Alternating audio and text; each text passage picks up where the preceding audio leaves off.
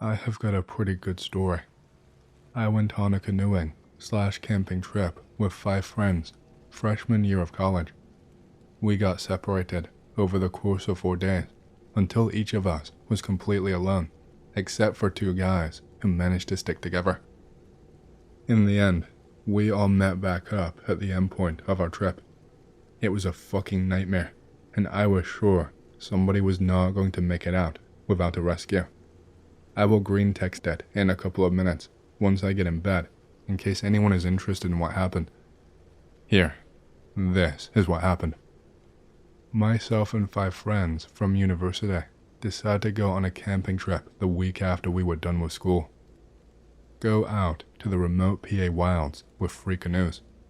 Plan is to start at Point A, travel along river, camp out each night, unless we decide to spend more than 1 night at a certain spot, and then end up at Point B in 4 days.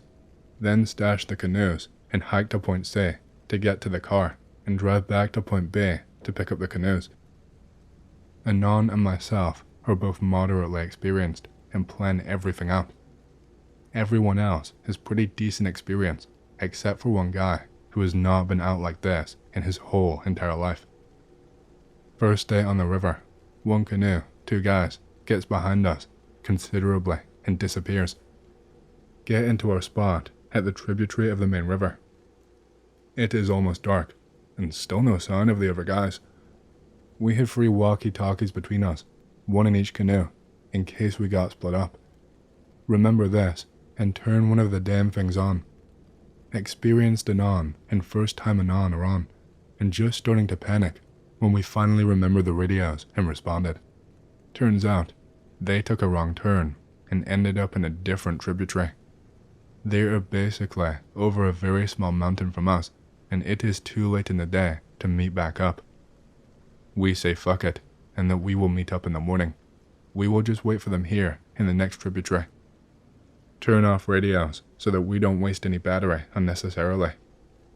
Most of our tent and tarp supplies were in the missing canoe, so we decided we were sleeping under the stars. Being that we were fucking stupid kids, we brought as much booze and weed as we could buy. Despite the mix-up that day, we decided to still get trashed before we go to sleep. Start smoking once we get a fire going. At about 9 PM, hippie friend breaks out some datura. Hippie friend and I both decide to trip because why the fuck not? We are stupid after all. Other 2 friends decide to babysit, but they both get belligerently drunk in the meantime. 1 drunk friend passes the fuck out at about 11 AM. Drunk friend number 2 just chills and plays guitar, while hippie friend and I freak the fuck out because we did shrooms for the first time on a fucking camping trip in the deep wilderness. I never claimed to be a smart man. I don't know what the fuck I ended up doing for the rest of the night, but according to drunk guitar friend, I spent 30 minutes fiddling with my sleeping bag, and then laid on top of it, and then just looked around for the remainder of the night. I just remember being very, very scared. Drunk friend number 1, who passed out first, wakes me up violently early in the morning. Drunk guitar friend and hippie friend are gone. Not sure how to go about telling this because none of it came together until afterwards when we all met up. So I will just skip their experiences and I will tell you what happened to us. Later, we found out that hippie friend had to shit at some point in the night and started walking off without telling anyone, still tripping balls. Guitar friend woke up to see that hippie friend was gone, but we could hear him cracking branches up the hill. Guitar friend tries to tell us that he is going, but we are both passed the fuck out. He goes off to find hippie friend, but is never able to figure out where the sound is coming from, and hippie friend won't respond to him yelling either because he is either too scared or because he is deep in zombie mode. Hippie guy and guitar guy both managed to get lost, separately, and fall asleep, lying on the fucking ground. So, back to Anon and I. We don't know what the fuck happened to either of them, and they left their radio and all of their supplies. Anon and myself start to seriously freak the fuck out. We get on our radio and see if we can get a hold of the other canoe that was supposed to come into our camp that morning. We can't get anything on the walkie-talkie except weird static and muffled voices that might be them. Really start to panic. There was bad early morning fog. You could not see 50 yards in the woods. On the river it's way worse. Anon and I talk and figure that the fur canoe guys probably went by and missed our inlet because of the fog and ended up getting out of radio range before they knew it. We go looking for Guitar and Hippie Friend, but they are nowhere nearby. The fog is making it impossible to find anything, and we are afraid of getting lost ourselves. We go back to camp, and our shit has been fucked up, presumably by a bear. Everything that had food inside of it is fucking trashed, and my hatchet is missing, even though I was 100% sure it was there when we woke up. This is especially weird, because bears never fuck with your shit during daylight. At this point, we are not only freaking out about our missing friends, we are starting to get creeped out by the circumstances. Wake up next morning after a shitstorm of a night. Fog still thick, can't see anything past 30 yards. Hippie Friend and Guitar Friend are still missing. Food is gone. Bear or something ransacked our packs. Still can't find my hatchet, even though I know where I left it. Anon and I are cold, hungry, anxious, and trying not to freak out. We keep calling on the walkie for the other guys or the missing friends. Just more garbled static and what sounds like voices, but no clear words. Start to wonder if it is just radio interference or our own minds playing tricks on us. Eventually, we decide that we have no choice but to move on downriver, pack what little we have left, and load up the canoe. Neither of us really says it, but we are both thinking we might never see the others ever again. River is dead silent, fog hugging the surface like it's alive. Every once in a while, we swear we hear something splashing behind us, but nothing is there. Midday comes. Fog finally starts burning off. Hear the faint buzz of a walkie. Then an actual voice comes through. Hello? Please. Recognize the voice. It's Guitar Friend. He is whispering. Sounds scared out of his mind. He keeps asking where he is. Tell him we're on the river and need a landmark. He just keeps repeating, don't follow the lights. Static takes over again. Total silence. Anon and I look at each other, both too freaked to say anything at all. No more contact all day. Decide to set up camp early before it gets dark. No tent, just a fire and a tarp between trees. That night is cold and dead quiet. Neither of us sleep. Anon swears he saw someone standing on the opposite bank just for a second, but it could have been shadows or fog or nothing. Next morning, we keep going. Eventually, we see the other canoe pulled up at the agreed upon checkpoint. The two guys are there. Look like they've been through hell too. They start shouting and running over when they see us. Apparently, they got completely lost in the fog and ended up spending a night stranded on an island downriver. They thought we were the missing ones. Nobody has seen Guitar Friend or Hippie Guy. We explain everything. Radio static, the voice, the fog, the food, the missing hatchet. They say their walkie never picked up anything at all. At this point, we are all kind of at a loss, but we stick to the plan and hike to the car. On the hike, we finally get cell service and call for help. Rescue team starts searching immediately, with our coordinates and rough area. Takes them 2 days, but they find Hippie Guy. He is about 7 miles off course, dehydrated, scraped up, and missing a shoe. Completely out of it. Does not remember most of what happened. Says he kept following someone through the trees who he thought was Guitar Friend, but every time he got close, they would disappear into the fog. Search for Guitar Guy goes on for another week. Nothing. No trail, no gear, no body, no signal. Local ranger tells us flatly, it is not uncommon for people to just vanish in those woods. They call it getting turned around. Sometimes it's hypothermia, sometimes it's wildlife, sometimes just the forest. Weeks later, after we are all back home, I find my hatchet. It is in the trunk of the car, under a pile of unused gear. I never put it there. None of us did. We don't talk about that trip anymore. Group never really stayed friends after that. Hippie guy moved out of state. I don't blame him. Alright, first of all, I am Dutch, and here is my story, so I'm sorry about any grammar and spelling errors. Be me, a Dutch guy, 25 years old. Used to race cars, and had to race at Circuit Assen. As my mom is a photographer and wanted to make photos of me racing, we decided to stay at a holiday park/campsite in a small town called Wateren, as we live on the other side of the country. So, we packed and went to Wateren. Me, my mom, and our dog. First thing we did when we got there was take a walk through Fae World. This is a forest. During this time, it had snowed prior, and the snow had melted and then frozen again, so it was a bit watery/icy. As we went deeper into the woods, I remember making a remark about animal tracks, deer tracks to be exact.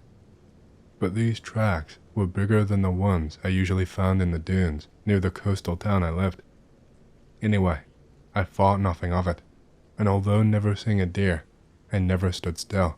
It might be something else, simply because no one ever mentioned cryptids or mythical beings in the Netherlands. We Dutch are too down to earth for these kinds of things, I think. Boy, was I wrong. I went to sleep early that night, as I had a race coming up the next day. But I woke up at around 12:45 in the morning to a weird faint sound far off in the distance. I cannot really describe it other than hyena-like but different. It sounded like a buck call being interrupted. The interruption made it sound like a hyena's laugh. Definitely weird, but I fell asleep again. So, the race went crap, and I ended up 12th of 24 participants. We went home, and I went in the woods with Dog. Usually, Dog likes to walk, but this time, she wanted to go back. I figured she just missed my mom, and this being a new surrounding, and with all of the cold, frozen snow on her feet, she was not in the mood for a walk. So, we head back to our house. We went off the trail and had a good 30-minute walk ahead of us when I noticed a foul smell. Smelled like someone who exercised without showering afterwards, but instead smearing himself with mud. Smelled really earth-like or nature-like, but fouler, like rotting plant matter in a stagnant pond. Again, I thought it actually was a pond or puddle, so paid no attention to it. Almost immediately after smelling it, it started snowing. Made it hard to see more than 50 meters. Dog starts pulling on the leash more and more, so I look back. I can just see the outline of buck antlers. Scared that it might attack, I start walking faster. Dog gets even more scared and starts panting and pulling on the leash more. When we get to the entrance of the park where we were staying, I look back. I can still see an outline of the antlers if I squint my eyes and do my best to focus. Think nothing of it and tell myself it was a deer that I have heard last night, so I decided fuck it, I am going to go look for that deer. Maybe it's hurt and has a noose or something around its neck that started to get infected. Might explain the cackling and the smell, or so I thought. Brought my spider cone knife to cut it off if that was the case. Told Mom I was going for a jog and head out in the woods in the direction of the sound I heard.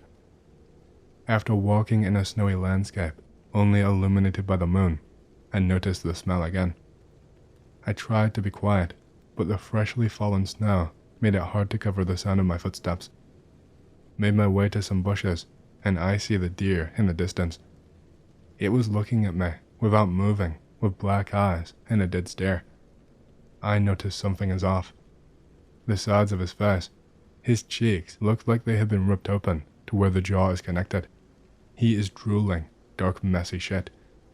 It is a living thing, as I see his breath in this cold weather. Suddenly, it raises his head in the air and starts a cackling laughter. Before I know what is going on, this thing starts moving towards my direction. I don't hesitate for a moment and start booking it. Now, while running, I hear its footsteps in the snow besides my own. At this point, I am shitting my pants. While running, I notice something in the corner of my eye, so I look. This thing is running beside me. I got a closer look now. Its antlers are big, bigger than any deer's I have seen. They also have leaves growing on them or stuck to it. The head is that of a deer, but like I said, its cheeks are ripped open.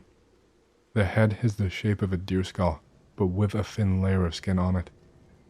I also notice its front legs resemble hands. Not human-like hands, but as if a bone was broken and sticking out of the skin. I could not see the other fingers. Front legs were also muscular. I finally make it to the entrance of the park somehow. It was easy to find, as it was the only light in the darkness. When I cross the barrier, I look back and see the fucker stand up on its hind legs all of a sudden. It cackles one last time while walking a short distance on its hind legs. It walks like a toddler with a hunchback who just shit his pants. It walks a short distance before dropping on all fours and running away. I went to our house. My mom told me she heard something. I reassured her it was nothing and went to bed. I did not sleep that night. Went home the day after. Never told anyone because the Dutch are dense-minded dumb fucks who don't believe anything, so I kept my mouth shut. Hey, I hope you've enjoyed the story so far. If you do and you want to hear more, please leave a like and subscribe to my channel, and leave a comment down below, as it lets the algorithm know that you like my content and it promotes it to more people. My goal for the channel is to hit 50,000 subscribers, and we're closing in fast, so thank you, and back to the stories. I was about 7 years old, my brother about 10. It was well past our bedtime when our mom woke up off the couch to put us to bed. Our dad worked construction out of town back then, so it was often just us free at the house for weeks at a time. Up the stairs, and to the immediate right, was our parents' bedroom. Going left put you in the middle of a hallway. Taking another left down that hallway led to my brother's room. The opposite end was my room, which was also across the hall from our upstairs bathroom. At either end of the hallway are windowed doors we always kept locked and rarely used. The door on my end led to a balcony overlooking our front yard, and the door on my brother's end opened to our back porch. The house kinda leans into a small hill. My brother and mom both had a habit of waking up in the middle of the night to use the bathroom. I only knew this because I was always a light sleeper, and they just could not help flushing with the door wide open. This night, however, my brother stopped on his way to his room and came back towards the bathroom. I am going to try to pee before I go to bed. The past few nights I've been too afraid to walk to the bathroom. I keep seeing a man wearing stripes at the end of the hallway. I don't know if my mom wrote it off as my brother telling ghost stories to try to scare me, or if she was already half asleep and did not catch it, but she did not react at all to my brother's confession. I, on the other hand, was terrified by it. The fear of seeing a ghost like that at the end of the hallway or through the windows is the reason I started running from the stairs to my bedroom at night. Years later, when I was about 18, my mom and I were having a conversation in her car about a dog we had for a very short time when I was little. We were sharing stories about Max's tendency towards destroying my shoes and other unruly behaviors when my mom blurted out, "Do you remember that time I opened the front door for the cops and Max ran inside to the kitchen and started tearing open that big bag of dog food we had?" This really caught me by surprise, because in all the years I lived in that house, we never once called the cops. Gun owner family in a quiet, rural, WV neighborhood, etc. I asked her what she was talking about, and she looked equally as surprised as if she had just revealed something by accident. "Oh, that's right. I never told you because you were too young at the time. One night, I woke up hearing noises outside my window, and when I looked, I saw a man staring into my bathroom." She went on to describe how turning on the lights caused him to take off running, and how she grabbed my dad's pistol before calling the cops. I can't remember all the details I gave them when they showed up. Tall white male, wearing a striped shirt and jeans, short black hair, something like that. They said it matched the description of a man they were looking for in the area.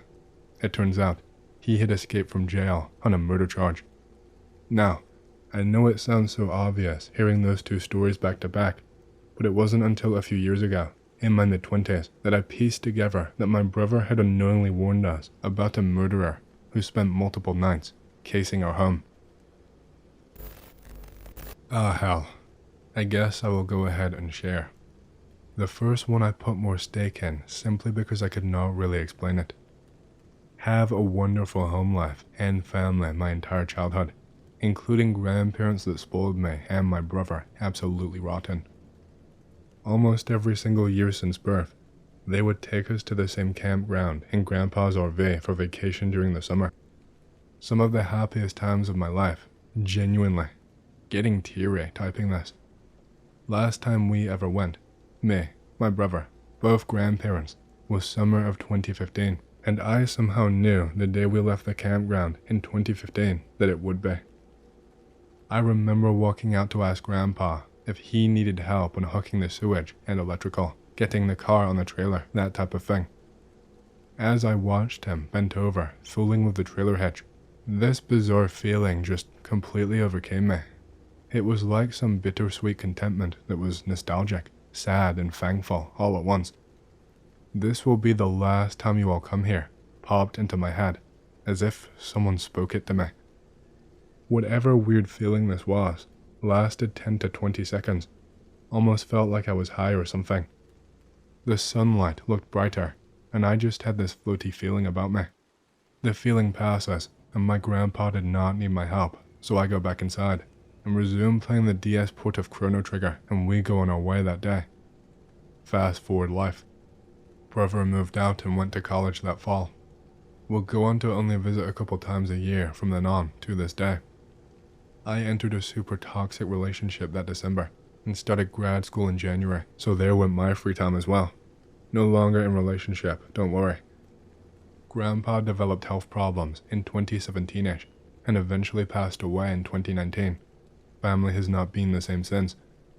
2015 was indeed the last summer vacation with Mama and Papa, and I somehow knew that ahead of time. Next one is spoopy, but could be explained by an animal probably. 2012/2013-ish, still living at home with my parents. Live in a very rural, unincorporated county in West Virginia. So rural, we don't have any traffic lights, and the nearest Walmart is over an hour away. Always heard stories of devil dogs and werewolf-esque bullshit about our community. None of which I particularly believed, but it is a fun thought for a hole-in-the-wall community with nothing exciting going on. I am outside one night, feeding the dog. Quick geography time. Parents' house is up on a hill about 80 yards away from the main road. Behind the house is a sheer wooded mountain. That is where I was feeding the dog. That said, I could not see anywhere in front of the house as I was behind it. Hear what I can describe as a mix between an owl and a dog down by the main road. Huh, cool animal. Hear the same sound again, but somewhat closer. Huh, cool animal. Hear it again, and this time it is very clearly somewhere in the yard. Animal? I hear it one last time, and it is literally just on the other side of the house. Take dog and nope inside. Don't tell anyone, because Dad probably would have just called me a little bitch for being scared of owls. It probably was just an owl or some shit, but I have heard them before, and this was not it. It also cleared an outrageous distance within 5 to 7 seconds, all the while screeching like a weirdo. So, I don't know. Likely perfectly explainable by some local fauna, but it is honestly the only remotely spoopy thing I've ever had happen to me. Be me, helping my old man, trucker, with a load of sod that night. Heading out from Vegas around midnight to Green Valley Sod near State Line to pick up sod. Stop on Winding Road near State Line. Fuck, gotta piss. hop out, walk a ways behind flatbed. Piss. Feels good, man. See something out of the corner of my eye. Try to look, but keep wanting to avert my eyes. Keep looking. Feel slightly nauseous. Turn around. Truck is gone. What the fuck, man? Weirded out, because I know my old man would not have just left me on the road like that. Start walking around, in the general direction of where the truck was. Still nauseous, getting worse. Walk about a mile, really creeped out. Nausea getting worse the further I go. Dizzy as fuck now too. Finally pass out. Wake up. It's nearly dawn. I'm in an ambulance. What the fuck happened? Apparently, my old man went to check on me when I did not come back. Could not find me, so he called the police. My face when they found me, passed out, half a mile ahead of the truck. 6 years later, after I served in the Navy, some friends of mine were fucking around on Fremont Street. There is an old woman with some hokey looking wagon that does tarot readings and shit. So, being a few pints of moose drool in and a WMD each, we decided to have some fun with the woman and get some readings done. She gets to me, and third card in, tells me I had some encounter with the Fae in the past. So now, I am curious and ask her to explain. 20 minutes later, I am enraptured, asking about how a person would know when they are around and shit. Tells me I had accidentally stumbled into their world, and apparently they decided to push me out, and that I was lucky. Creepy as shit. The woman was almost dead on, without me telling her anything about that night. I have got a ghost story that I have yet to tell on here. Be me, 19 years old. Semester at university ended. During the semester, Mom finds a new place to move with brother, sister, and her husband, one city over. Decent place, much better than a double wide she had. There was a nasty basement with 2 rooms. Left one as a hangout den where they would get high. Right is a closet, and along the wall was a laundry area. One corner has a cement stairway. The whole area was like 10 feet by 20 feet. Mom, still being a shitty parent, lets me stay under the stairway with an air mattress like I'm fucking Harry Potter. Fuck you, mother. There is a reason I still don't talk to you. Later that evening, I am browsing a spooky 4chan thread. Go to bed with that paranormal feeling of looking at disturbed stories at 2 a.m. I'm dreaming, but I am in this basement. Walls have a bit of a pulse. Feels like I took mushrooms. I hear a creaking upstairs, and a little girl with a ponytail walks in front of me, goes into the den room. She says, "Find me," then she falls through the floor. I wake up, confused as fuck, unsettled, but I manage to go back to sleep. The next day, I go and check out the room, and underneath the rug is a huge 5-foot diameter spot that has been sealed up by concrete. She only lived there for 8 months. I went to stay at grandmother's after a couple weeks, and nothing else spooky happened with my brother and sister. But when my grandmother came to pick me up, she did say she felt uneasy about that house. She never walked inside the place ever. Well, I guess there's a fucking corpse in the basement. I'm an old guy. This happened in 1989, when I was just a kid. One of the last days before winter break. School lets out. It begins to snow. It never snows here, Texas. Everyone is excited. Me and a bunch of other kids usually walk home together. We take a shortcut through a field. None of us has ever seen snow in real life. We are all walking with our heads tilted back, catching snowflakes on our tongues, laughing. Then one of us yells out, "Hey." We all look at him, and he says, "Someone just grabbed me." We laugh at him. There is nobody around but us. What's he even talking about? Keep going, still catching snowflakes on our tongues.